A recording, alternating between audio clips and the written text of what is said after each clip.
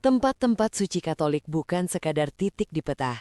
Ia adalah ambang batas rohani, ruang tipis tempat yang ilahi menyentuh yang duniawi. Selama berabad-abad, tempat-tempat ini telah menyaksikan air mata yang jatuh dalam keheningan, doa-doa yang dibisikkan dengan gemetar, mukjizat yang tak selalu dapat dijelaskan, dan harapan yang menolak padam.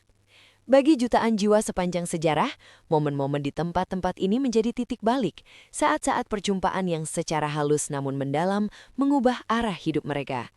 Ziarah Katolik bukan tentang melarikan diri dari dunia. Ia adalah tentang kembali ke akar iman kita, ke kisah-kisah yang membentuk kita, dan ke keheningan suci yang sering berbicara lebih lantang daripada kata-kata. Perjalanan rohani menjadi sungguh bermakna ketika ia tidak hanya membawa kita melintasi batas negara, tetapi juga menembus batas batin kita sendiri, menuju kebenaran, penyembuhan, dan tujuan hidup. Selamat datang di channel Sisi Media. Hari ini, kita akan membahas terkait 10 tempat suci Katolik yang wajib Anda kunjungi sebelum meninggal dunia. Jangan lupa tekan tombol like, subscribe, dan nyalakan loncengnya. Mari kita mulai. Nomor 1. Basilika Bunda Maria Guadalupe, Meksiko. Tidak ada situs Katolik di dunia yang memancarkan devosi setulus dan sedalam Basilika Bunda Maria Guadalupe. Ia bukan hanya tempat suci nasional bagi Meksiko, melainkan jantung rohani seluruh benua Amerika. Setiap tahun, antara 10 hingga 12 juta peziarah membanjiri tempat ini, bukan demi tontonan religius, tetapi demi sebuah perjumpaan yang sangat pribadi. Pada Desember 1531, di Bukit Tepeyac yang gersang, Perawan Maria menampakkan diri kepada seorang pribumi miskin bernama Juan Diego. Ia berbicara dalam bahasa Nahuatl, bahasa rakyat kecil, dan memanggilnya dengan kelembutan seorang ibu. Ia meminta agar sebuah gereja dibangun agar ia dapat mendengarkan tangisan orang miskin dan mereka yang menderita. Ketika uskup meminta bukti, mukjizat pun terjadi. Bunga mawar Kastilia mekar di musim dingin dan citra Maria sendiri tercetak secara ajaib di tilma kasar Juan Diego.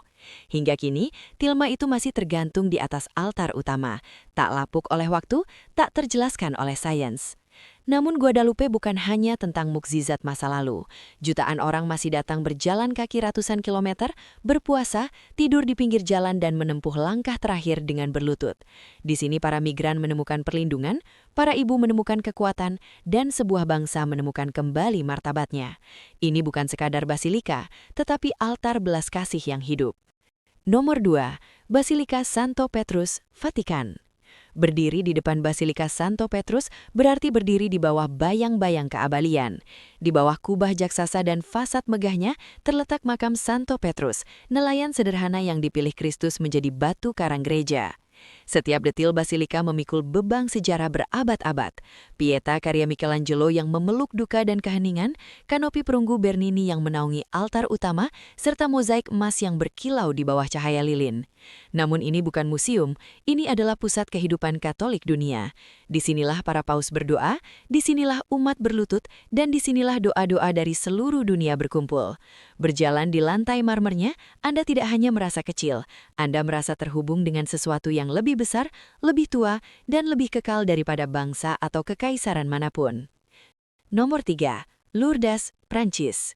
Di kaki pegunungan Pirenia yang berkabut dan sunyi, berdirilah Lourdes, sebuah kota kecil yang berubah menjadi jantung harapan dunia sejak 1958.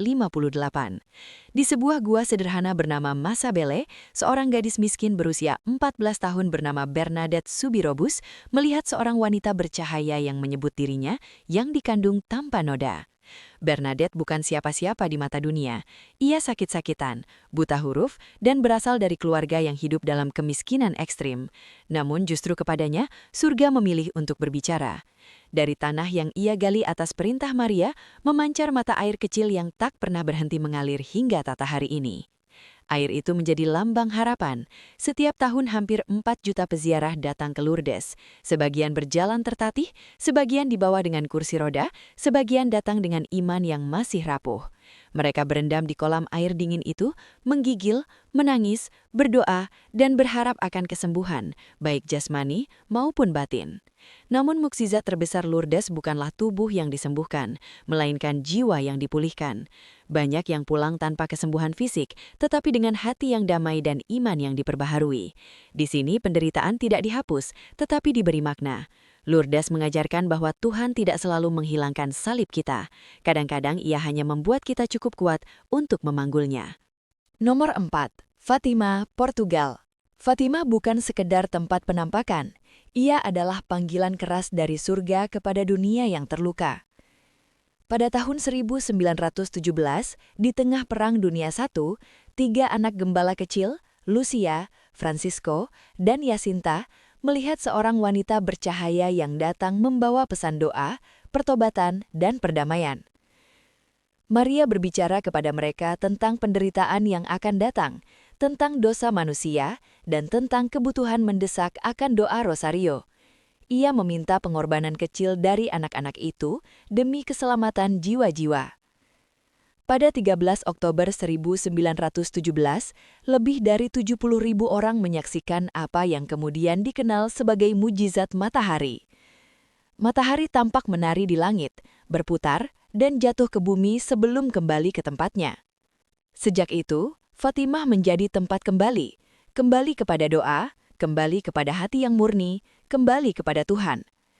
Para peziarah berjalan berlutut di pelatahan Basilika, memegang rosario dengan jari gemetar, mempersembahkan luka-luka batin mereka kepada Bunda yang mengerti penderitaan manusia. Nomor 6. Gereja Makam Suci, Yerusalem. Di jantung kota tua Yerusalem, berdiri sebuah bangunan yang bagi umat Kristen merupakan pusat gravitasi iman, Gereja Makam Suci. Inilah tempat di mana 2 peristiwa paling menentukan dalam sejarah manusia terjadi, penyaliban dan kebangkitan Yesus Kristus. Di sini penderitaan dan kemenangan, kematian dan kehidupan, salib dan kemuliaan, berdiri berdampingan dalam satu ruang sempit yang dipenuhi dupa dan doa. Begitu melangkah masuk, peziarah langsung dihadapkan pada batu pengurapan, tempat tubuh Yesus diyakini diminyaki sebelum dimakamkan. Batu itu telah digelapkan oleh minyak, air mata, dan sentuhan jutaan tangan selama berabad-abad. Orang-orang berlutut, menempelkan dahi mereka, mencium permukaannya, dan memohon pengampunan dan penghiburan. Di tak jauh dari sana, sebuah kapel kecil menaungi makam kosong. Orang masuk satu persatu. Ruangannya sempit, sunyi, dan hampir gelap. Namun, justru di tempat sesempit inilah terang kekristenan lahir. Banyak peziarah keluar dengan mata merah dan langkah tertatih, bukan karena lelah, tetapi karena mereka merasa baru saja berdiri di ambang misteri terbesar iman mereka. Di gereja Makam Suci, waktu seolah runtuh. Masa lalu dan masa kini menyatu. Di sini iman tidak hanya dikenang, tetapi dialami kembali. Setiap langkah adalah doa, setiap tarikan nafas adalah pengakuan iman. Nomor 6. Bunda Maria Lavang, Vietnam. Di tengah hutan lebat Vietnam bagian tengah, berdirilah tempat ziarah yang lahir bukan dari kemegahan, tetapi dari air mata dan penganiayaan.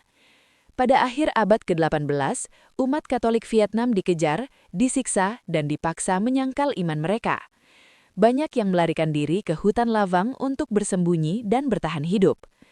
Di sanalah, menurut tradisi, perawan Maria menampakkan diri kepada mereka. Ia tidak datang membawa teguran atau ancaman, melainkan penghiburan seorang ibu.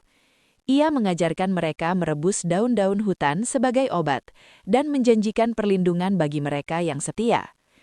Sejak itu, Lavang menjadi simbol iman yang bertahan di bawah tekanan.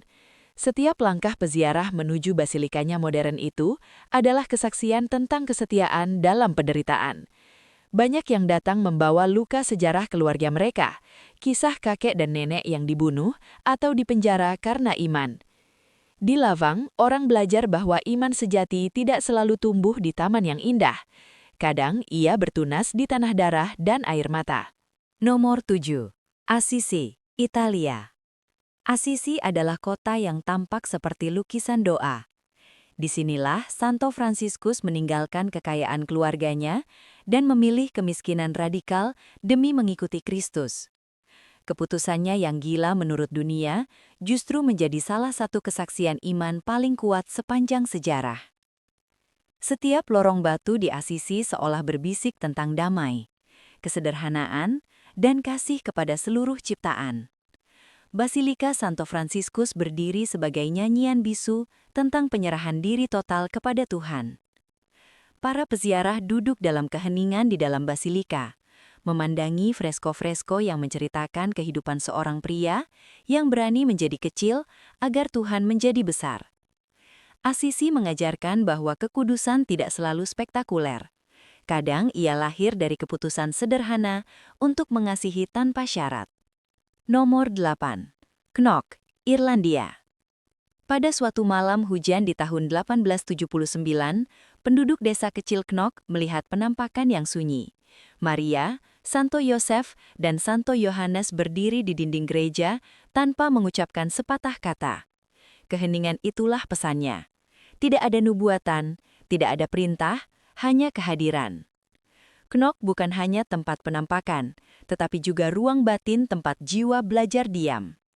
Banyak peziarah datang dengan luka yang tak dapat mereka jelaskan, kehilangan anak, kehancuran rumah tangga, iman yang mengering. Di kapel penampakan, mereka sering duduk lama tanpa bergerak, memandangi patung-patung yang berdiri membisu. Anehnya, justru dalam keheningan itulah banyak orang merasa didengar. Para imam di Knock sering mengatakan bahwa mujizat terbesar di sini bukanlah kesembuhan fisik, melainkan rekonsiliasi batin. Orang-orang pulang dengan hati yang lebih ringan, dengan keberanian untuk mengampuni, dengan damai yang tidak dapat dijelaskan. Di dunia yang dipenuhi suara, Knock mengajarkan bahwa Allah kadang berbicara paling keras ketika Ia memilih untuk diam. Nomor 9. Jasna Gora, Polandia.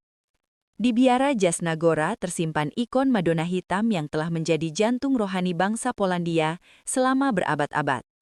Wajah Maria yang terluka menjadi lambang penderitaan suatu bangsa yang tak pernah kehilangan iman. Bagi bangsa Polandia, Jasna Gora bukan sekedar biara. Ia adalah jantung yang berdetak selama berabad-abad penderitaan nasional.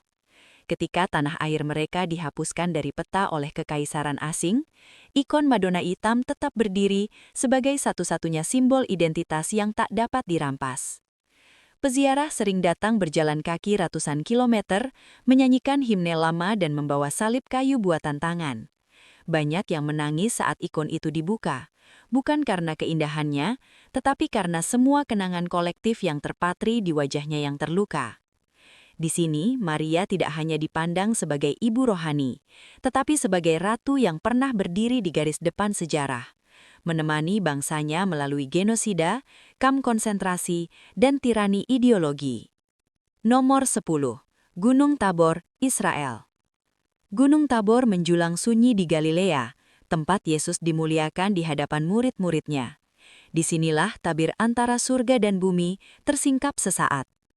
Gunung Tabor mengingatkan setiap peziarah bahwa iman bukan hanya tentang salib, tetapi juga tentang cahaya. Banyak orang mendaki gunung ini membawa beban hidup, penyakit, ketidakpastian masa depan, kelelahan rohani. Di puncaknya, mereka sering menangis bukan karena pemandangan, tetapi karena kesadaran bahwa bahkan Yesus sendiri memberikan murid-muridnya sekejap kemuliaan sebelum penderitaan besar.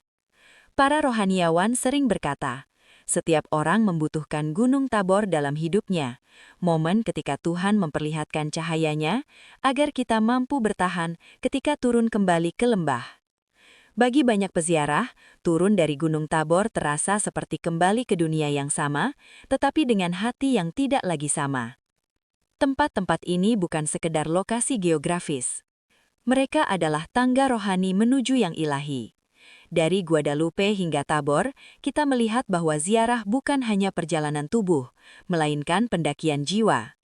Semoga setiap langkah kita selalu membimbing kita lebih dekat kepada Yang Kudus. Tempat-tempat ini bukan sekedar lokasi geografis.